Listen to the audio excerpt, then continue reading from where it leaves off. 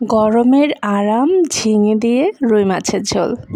ঝিঙে আলু বেগুন দিয়ে এই রুই মাছের ঝোল কিন্তু অসাধারণ খেতে হয়েছে মাশাআল্লাহ। তবে আর দেরি কেন, চলুন মূল রেসিপিটি দেখে নেই। এখানে আমি আমার প্রয়োজন অনুযায়ী 5 টুকরা রুই মাছ নিয়ে নিয়েছি। এবার দিয়ে দিচ্ছি হাফ চা চামচ হলুদের গুঁড়া, দিয়ে দিচ্ছি হাফ চা চামচ মরিচের গুঁড়া, আর দিয়ে দিচ্ছি হাফ চা চামচ লবণ। এইবার এই গুঁড়া মশলাগুলোর সাথে মাছগুলোকে খুব ভালো করে মাখিয়ে নিচ্ছি। ফ্রাই প্যানের মধ্যে তেল দিয়ে দিচ্ছি আর তেলটা খুব ভালো করে ধোয়া ওঠা গরম করে নিয়েছি। এরপরে ছেড়ে দিচ্ছি মাছগুলোকে এপিট ওপিট করে ভেজে আমি তুলে নিব। আমি এখানে ঝিঙে বেগুন আলুর তরকারিটা রুই মাছ দিয়ে রান্না করছি। আপনারা চাইলে যে কোনো মাছ দিয়ে কিন্তু রান্না করতে পারেন। আমার রুই মাছগুলো ভাজা হয়ে গেছে, এবার মাছগুলো আমি তুলে নিচ্ছি। মাছ ভাজা তেলটাই আমি অন্য একটি কড়াইয়ের মধ্যে শিফট করে নিচ্ছি। এবার দিয়ে দিচ্ছি আদা রসুন পেঁয়াজ একসাথে বাটা 2 টেবিল চামচ, দিয়ে দিচ্ছি 1 চা চামচ লবণ, আর দিয়ে দিচ্ছি হাফ চা চামচ হলুদের গুঁড়া, দিয়ে দিচ্ছি হাফ চা চামচ ধনিয়ার গুঁড়া, আর দিয়ে দিচ্ছি হাফ চা চামচ জিরার গুঁড়া। এইখানে আমি 6-7টি কাঁচামরিচ এভাবে করে থেতো করে নিয়েছি, এগুলোও দিয়ে দিচ্ছি। সবসময় সবজির তরকারির মধ্যে কাঁচামরিচ ব্যবহার করবেন, এতে করে দেখবেন সবজির তরকারির স্বাদ ও ঘ্রাণ অসাধারণ হবে। সামান্য একটু পানি দিয়ে দিচ্ছি যেন মশলাটা কষানোর সময় পুড়ে না যায়। আর এই মশলাটাকে অ্যাটলিস্ট 3 থেকে 4 মিনিটের জন্য কষিয়ে নিতে হবে, এর থেকে কাঁচা গন্ধটা দূর করার জন্য। এইবার দিয়ে দিচ্ছি একটি আলুটা আমি দেখতেই পাচ্ছেন পাতলা পাতলা করে কেটে নিয়েছি, আর দিয়ে দিচ্ছি একটি বেগুনগুলো আমি এভাবে করে টুকরো করে নিয়েছি, আর দিয়ে দিচ্ছি ঝিঙে। আমি এখানে 1 কেজি পরিমাণ ঝিঙে নিয়েছিলাম।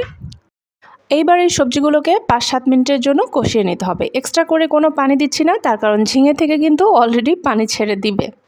এইবার সবজিগুলোকে 5-7 মিনিটের জন্য কষিয়ে নিতে হবে খুব ভালো করে, আর মাঝে অবশ্যই একটু নেড়েচেড়ে দিবেন, তা না হলে কিন্তু নিচে পোড়া লেগে যেতে পারে। এই যে দেখুন আমার কিন্তু ঝিঙে আলু বেগুনের সবজিটা কষানো হয়ে গেছে। মনে রাখবেন যে কোনো তরকারির মানে টেস্টের জন্য কষানোটা কিন্তু খুবই অপরিহার্য, এই জন্য খুব ভালো করে কষিয়ে নিতে হবে। এইবার আমি ঝোলের জন্য পানি দিয়ে দিচ্ছি, আর এখানে আমি গরম পানি দিচ্ছি। আপনারা যে যেমন ঝোল রাখতে চান সেই হিসাবে পানিটা ব্যবহার করবেন। গরম পানি দিলাম এই জন্যই যে রান্নাটা খুব দ্রুত হয়ে যাবে, আর সবজির চেহারাটাও সুন্দর হবে। গরম পানি দেওয়ার জন্য ঝোলটা কিন্তু ফুটতে শুরু করে দিয়েছে, তাই মাছটা দিয়ে দিচ্ছি আমি। আর আপনাদের যদি ঠান্ডা পানিতে করেন রান্নাটা, তাহলে পানিটা ফুটে ওঠার পরে গিয়ে মাছটা দিবেন। মাছগুলো দেওয়ার পরে আমি ঢাকনা লাগিয়ে দিয়ে সবজিগুলো সেদ্ধ হয়ে যাওয়া পর্যন্ত রান্না করে নেব। এই যে দেখুন আমার রুই মাছ দিয়ে ঝিঙে আলু বেগুনের সবজি তরকারি কিন্তু রান্না হয়ে গেছে, আর আমি ঝোলটা চেক করে নিয়েছি, ঝোলের লবণ একদম পারফেক্ট আছে। আপনারা এই পর্যায়ে এসে নামানোর আগে ঝোলটা অবশ্যই চেক করে নেবেন। যদি লবণটা কম মনে হয় লবণটা অ্যাড করে নিয়ে আরও 2-1 মিনিটের জন্য রান্না করে নেবেন। আমি কিন্তু চুলাটা বন্ধ করে দিয়েছি। আশা করছি আজকের এই ঝিঙে আলু বেগুন দিয়ে রুই মাছের রেসিপিটি আপনাদের ভালো লেগেছে।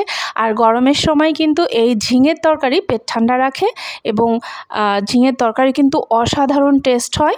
যারা ভিডিও শেষ পর্যন্ত আমার সাথে ছিলেন প্লিজ একটি লাইক দিয়ে দিয়েন, আর রেসিপি ভালো লাগলে ফ্রেন্ডস অ্যান্ড ফ্যামিলির সাথে শেয়ার করতে ভুলবেন না কিন্তু। আপনাদের সকলের সুস্থতা কামনা করে এখানেই বিদায় নিচ্ছি।